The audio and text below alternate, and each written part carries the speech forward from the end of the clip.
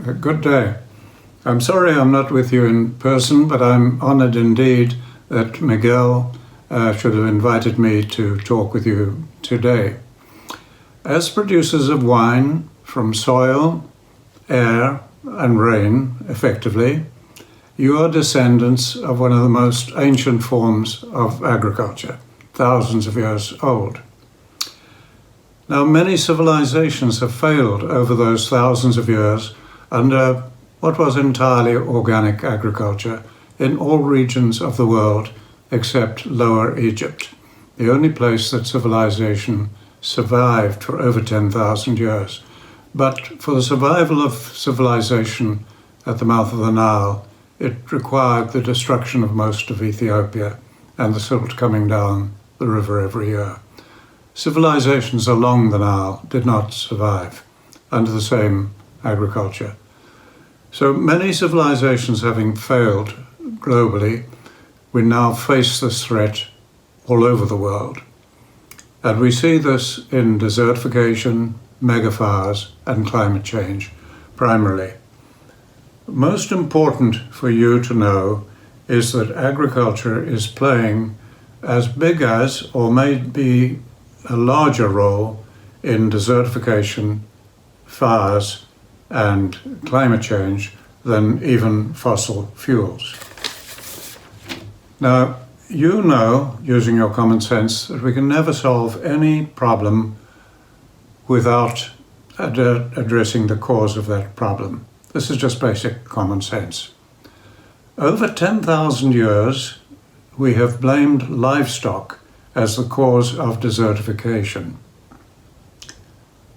Over the last century, we have blamed climate change on fossil fuels and livestock.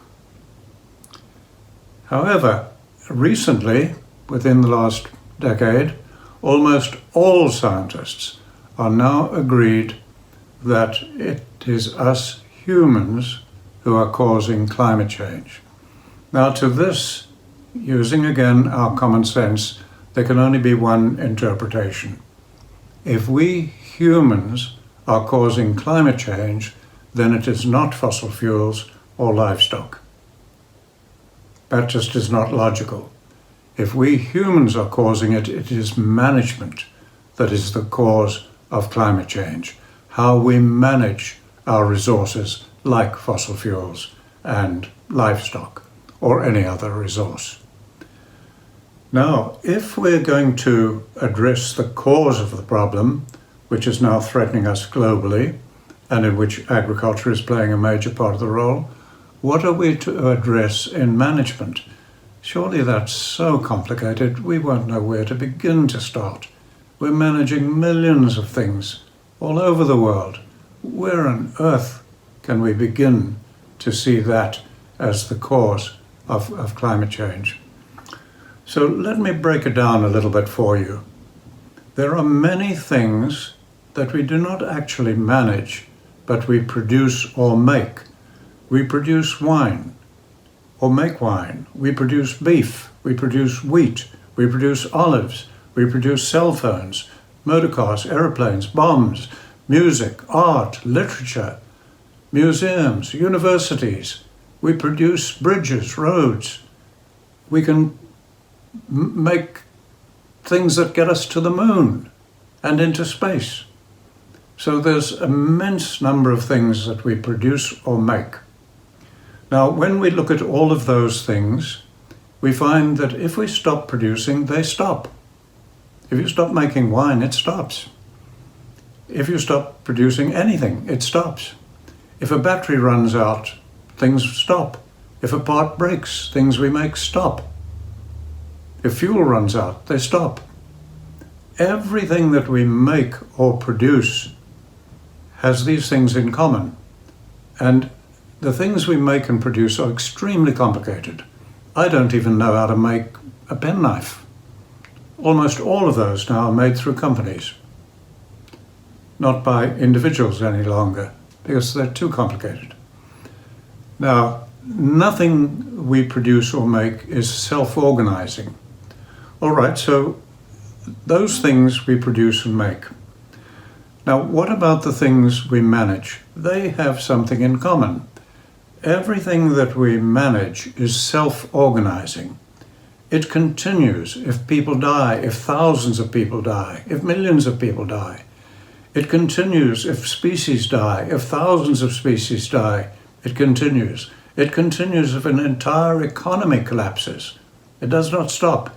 So these things that we manage are self-organizing. They do not stop when a part breaks, a person dies, a species dies, an economy collapses.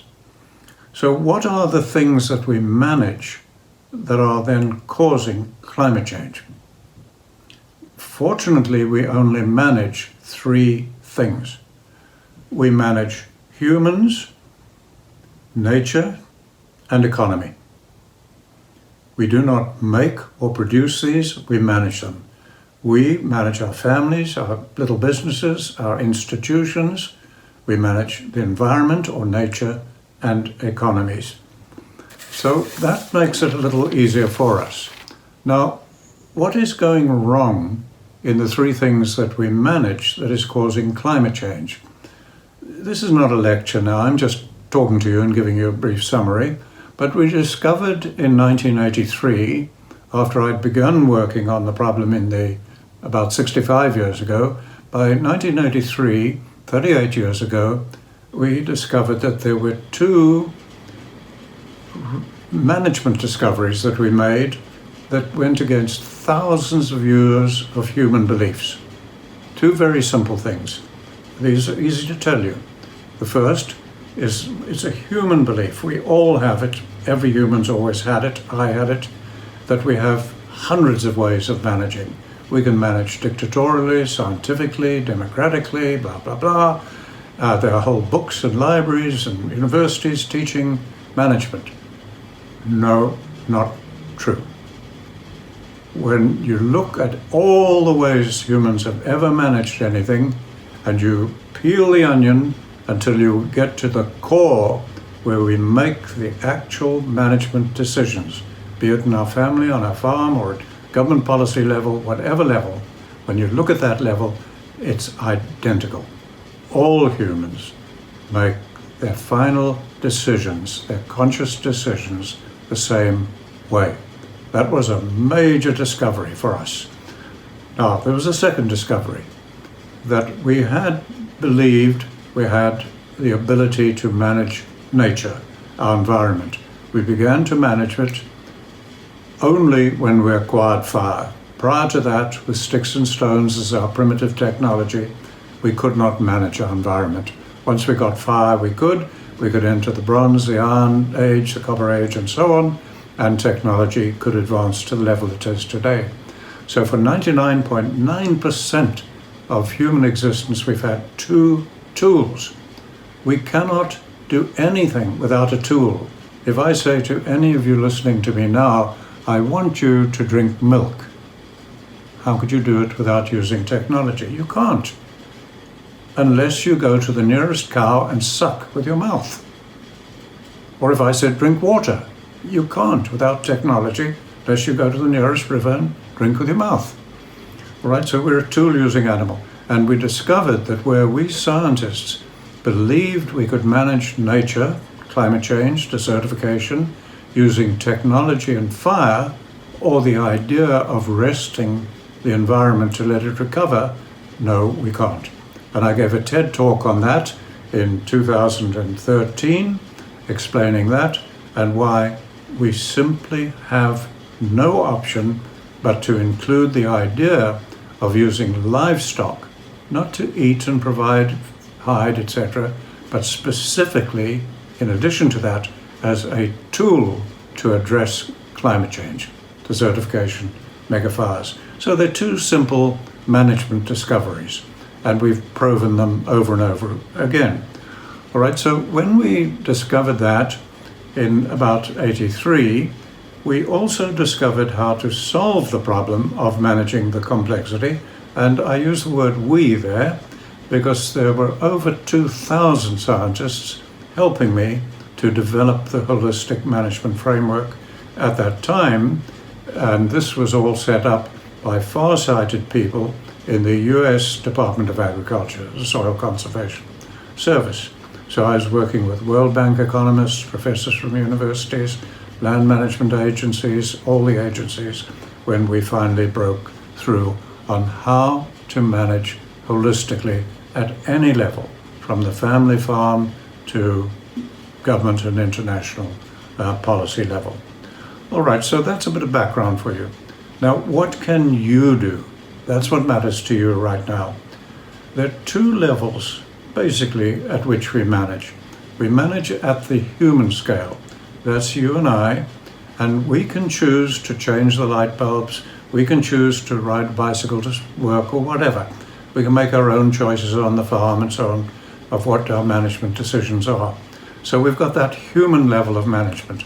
But when it comes to managing the whole of Spain or agriculture in the world or climate change or anything at large scale, it gets beyond the human level and it now becomes the institutional level.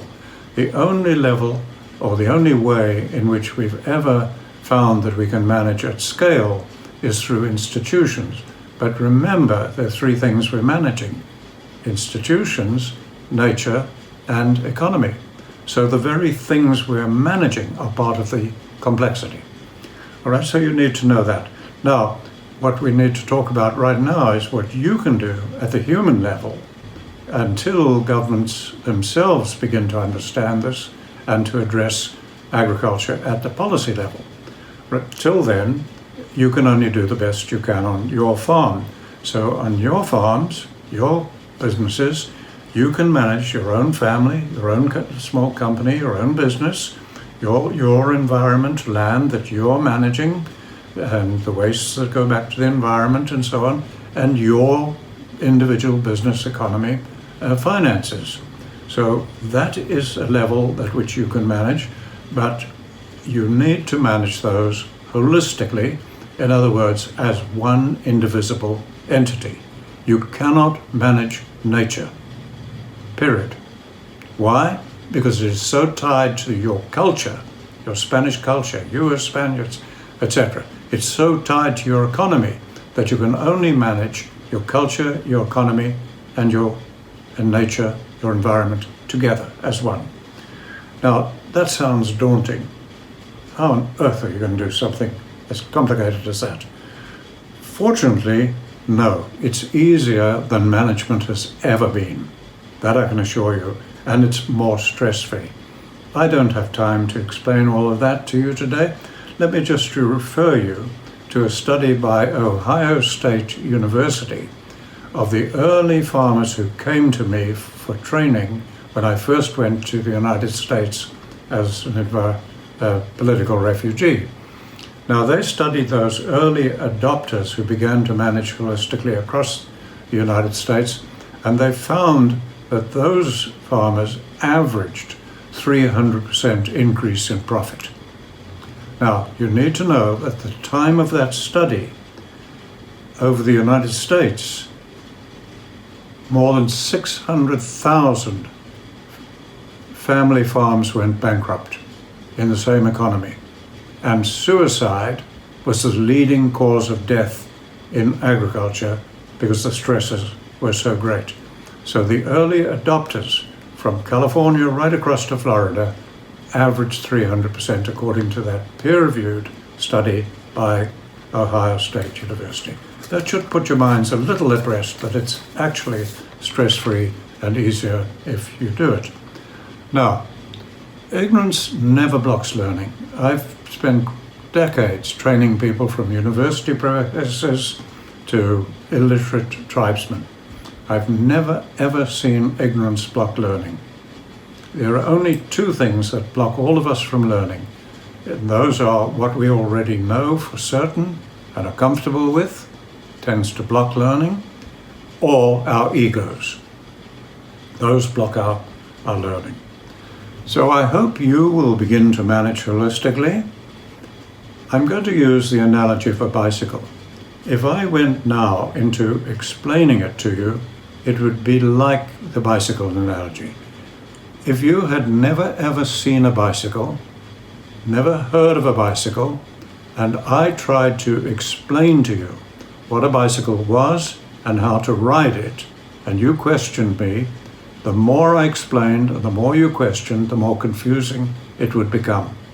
If we actually had a bicycle and you and I were together with a bicycle, the probability is you'd be riding it within an hour. Holistic management is 100% practical management. It is best learned doing it. Explaining it, describing it, doesn't do it for most people. So you're going to be, I hope, working with an excellent team of people you've got together, your wine growers and supporters and so on. I hope you'll work together. There are a lot of training materials available to you through the Savory Institute that the far-sighted officials in the USDA persuaded me to establish in America. We've got an Iberian hub, locally managed, locally led, people in your own culture and so on, managing holistically. They're part of a global network of over 50 such hubs on 6 continents now, all linking and helping each other to learn to manage holistically in their own languages, their own cultures, in Turkey and Canada and America and Australia and all over, right? We have Savory Institute accredited professionals who can help you, but they work through the hubs, the nearest hub, and soon you can have your own people, training your own people. So all of this is available to you if you want to make use of it. Now, there are also 2 programs that I believe will help you a great deal. One is what we are calling the EOV, Ecological Outcome Verification. This simply means that these people, these farmers, these producers of whatever, wine, wool, meat, whatever, that we have traced back, we have monitored with scientifically rigid, valid techniques, and we can testify to the fact that the environment is improving under this production. So the EOV stamp brand is terribly important, I believe, to you. And then there's a second one, which we call L2M, Land to Market. And this basically testifies, with a stamp of approval, that this product, be it wine or whatever, right from the farm, the production, right through the chain of production to the final consumer, along the chain, is sound to the best of our knowledge. Now, these 2 programs are getting going. They've got many people collaborating and involved in them, in the wool industry, the leather industry, fashion industry, etc. And wine, frankly, makes a natural fit. So I do hope you'll get involved in those. Let me now summarize. You'll be faced, as we all are, with many advisors, friends, consultants and others, and they'll suggest many agricultural practices to you. Organic, regenerative, sustainable, there'll be government subsidized practices and so on. Now remember what I said, it's not what and how we produce the food, the wine, the beef, the wheat, or whatever. That's not the problem so much as how we manage the complexity of humans, nature, and economy. That's where the problem lies, not in the things we produce. So be very aware of that. And that means, really, there is no such thing as a best management practice. And that term is often bandied around. I can't give you any best management practice except to manage holistically. It's the only one I know to be scientifically, socially, every way, sound to the best of our knowledge. All right, so what matters for you is that a practice that may be perfect for me on my farm, in my culture, my land, my environment, may be totally unsuited for you in your culture, your farm, your economy, your environment. So what matters is your ability to learn to make those decisions for yourself. Nobody can advise you on them. You need to learn to make those decisions for yourself so that you make the decision on what practices, how you produce on your farm, in your business, managing your family, your culture, your business, nature, and economy. And that enables you then to make the right decisions of what is the right practice for you at any time. It is socially, environmentally, economically, short and long term in your enlightened self-interest. So that I think you will find easy to do. I think you will have abundant help if you want it and support from a global network of people managing holistically. Thank you for the opportunity. So sorry I'm not with you to enjoy your wine and have a discussion about it.